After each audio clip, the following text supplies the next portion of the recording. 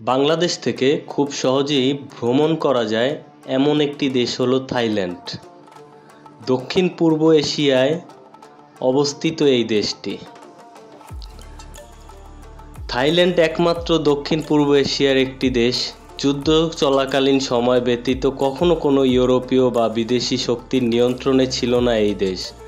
হ্যাঁ, আজকে আমরা এই থাইল্যান্ড সম্পর্কে জানা অজানা তথ্যগুলো সম্পর্কে জানবো এবং আপনাদেরকে ধারণা দেওয়ার চেষ্টা করব। তো যারা আমাদের চ্যানেলটিতে নতুন আছেন তারা অবশ্যই সাবস্ক্রাইব করবেন, আর যারা সাবস্ক্রাইব করেছেন তাদেরকে জানাই অসংখ্য ধন্যবাদ। তো চলুন ভিডিওটি শুরু করা যাক। থাইল্যান্ড, থাই ভাষায় থাই রাজ্য বলা হয় যাকে। দক্ষিণ পূর্ব এশিয়ায় অবস্থানরত এই থাইল্যান্ড 5,13,120 বর্গ কিলোমিটার জুড়ে এই থাইল্যান্ড অবস্থানরত। 7 কোটি জনসংখ্যার একটি দেশ থাইল্যান্ড। থাইল্যান্ডের উত্তরে রয়েছে মিয়ানমার ও লাওস। দক্ষিণ পশ্চিমে ইন্দোনেশিয়া ও ভারতের সাথে থাইল্যান্ডের সামুদ্রিক সীমান্ত ভাগ করা হয়েছে। থাইল্যান্ডে একান্তীয় সামরিক একতন্ত্রের অভিজ্ঞতা বাহিনীর নিয়ন্ত্রণকে সুনিশ্চিত করেছে ব্যাংকক দেশটির রাজধানী ও বৃহত্তম শহর বলা চলে। থাইল্যান্ড একমাত্র দক্ষিণ পূর্ব এশিয়ার রাষ্ট্র যা যুদ্ধ চলাকালীন সময় ব্যতীত কখনো কোনো ইউরোপীয় বা বিদেশি শক্তির নিয়ন্ত্রণে ছিল না। 1782 সাল থেকে 1932 সাল পর্যন্ত দেশটি পরম রাজতন্ত্র প্রতিষ্ঠিত ছিল। 1932 সালে বিদ্রোহীরা একটি অভ্যুত্থান ঘটনা ঘটায় দেশে সাংবিধানিক রাজতন্ত্র প্রতিষ্ঠা করে। তখন থেকে আজ পর্যন্ত থাইল্যান্ড বহু সামরিক ও বেসামরিক সরকারের অধীনে শাসিত হয়েছে।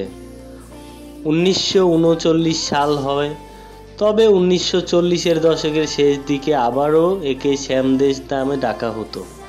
1949 সালে দ্বিতীয়বারের মতো থাইল্যান্ড নামটি গ্রহণ করে দেশটি।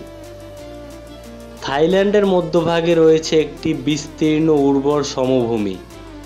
এই সমভূমির মধ্য দিয়ে দেশের প্রধান নদী চাও ফ্রায়াং এর শাখা নদী উপনদীগুলি প্রবাহিত হয়েছে। এই অঞ্চলটি দেশের ধান ও অন্যান্য ফসলের অধিকাংশ আবাদ হয়। মধ্যভাগের সমভূমির পশ্চিম, উত্তর, পূর্ব দিক ঘিরে রয়েছে পাহাড়, মালভূমি। পশ্চিমের পর্বতশ্রেণী দক্ষিণ দিকে মালয় উপদ্বীপে প্রসারিত হয়েছে। থাইল্যান্ডের রাজধানী ও বৃহত্তম শহর বলে ব্যাংকককেই চেনা হয়। চাও ফ্রায়াং নদীর মোহনায় থাইল্যান্ড উপসাগরের তীরেই অবস্থিত। থাইল্যান্ডের জনসংখ্যা গরিষ্ঠ থাই জাতির মানুষ। এরা প্রায় সব থেরাবাদী বৌদ্ধ ধর্ম পালন করে। থাইল্যান্ড বসবাসকারী অন্যান্য জাতির মধ্যে আছে চীনা মালয়, আদিবাসী পাহাড়ি জাতি, মং ও কারেন। থাইল্যান্ড পরিশীলনিত ধ্রুপদী সঙ্গীত, নৃত্য, লোকশিল্প বিখ্যাত। কৃষিপ্রধান দেশ হলেও 1980-র দশক থেকে থাইল্যান্ডের অর্থনীতি দ্রুতই ঘটছে। সাংস্কৃতিক দিক দিয়ে দেখতে গেলে থাইল্যান্ডের বিভিন্ন স্থানীয় সাংস্কৃতিক বিরাজ করে। তবে ভৌগোলিক অবস্থানের কারণে এই সাংস্কৃতিক ভারত, চীন, অন্যান্য দক্ষিণ পূর্ব এশিয়ার প্রতিবেশী সংস্কৃতির সুখঠাই অর্থ সুযোগ সাম্রাজ্যকে, যার সূচনা 1238 সালে। চতুর্দশ শতাব্দীর মধ্যবর্তী সময়ে বৃহত্তর সিয়ামিজ সাম্রাজ্য আয়ুক্কাই থাই আয়ুটরাই অজুয়া প্রাধান্য লাভ করে।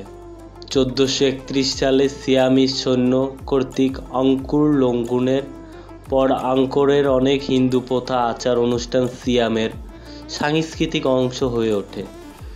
1767 সালে বর্মীদের হাতে আয়ুর্থনের পতনের পর কিছুকাল রাজা তাসকিনের থাই তাসকিন অধীনে থোনবুরি অর্থাৎ ধনপুর থাইল্যান্ড রাজধানী ছিল। 1782 সালে রাজা প্রথম রামচাকরি সাম্রাজ্যের রাজধানী হিসাবে ব্যাংকককেই বেছে নেন। ষোড়শ শতাব্দী থেকে থাইল্যান্ডের ইউরোপীয় শক্তিগুলির আগমন ঘটতে শুরু করে। তবে তাদের প্রচুর চাপ থাকা সত্ত্বেও থাইল্যান্ড দক্ষিণ পূর্ব এশিয়ার একমাত্র দেশ যেটা কিনা কোনো ইউরোপিয়ান শক্তির উপনিবেশে পরিণত হয়নি। এর প্রধান দুইটি কারণ হলো সপ্তদশ থাইল্যান্ডকে ধারাবাহিকভাবে যোগ্য শাসকের শাসন ব্রিটিশ ফরাসিদের মধ্যকার শত্রুতার সুযোগ নেয়। অবশ্যই ইউরোপীয় চাপের কারণে তারা 19 থেকে 20 শতাব্দীতে বিভিন্ন সংস্কার করতে বাধ্য হয়েছিল। ব্রিটিশদের ব্যবসায়িক সুবিধার জন্য কিছু বড় বড় ছাড় দিতে হয়। 1909 সালে